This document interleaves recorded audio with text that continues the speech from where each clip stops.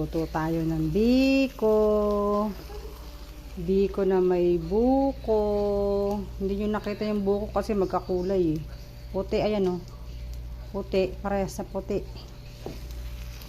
Yan ang nagagawa ng bahay, trabaho. Walang ginawa kundi mag-isip ng maluluto.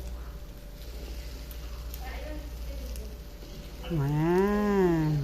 Halu-haluin lang natin hanggang sa matuyo at umunat. Ayan. Ano kaya lasa nito? First time ko gumawa niyan.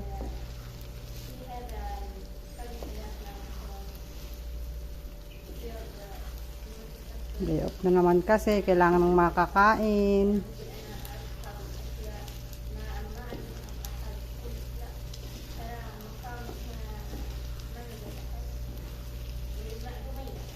Matutuyo ba to? Parang hindi siya matutuyo ah.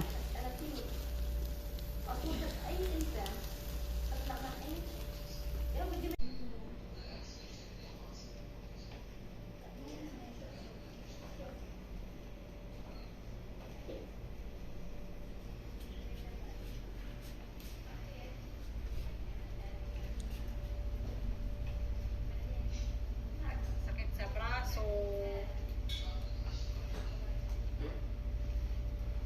Konti lang po ah, lalo kung marami ito.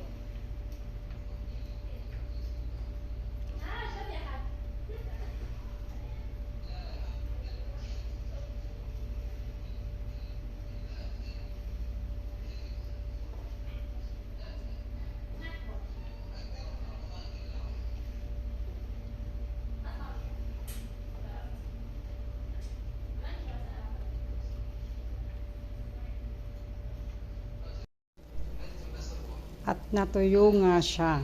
Tada! Nakagawa na ako ng biko.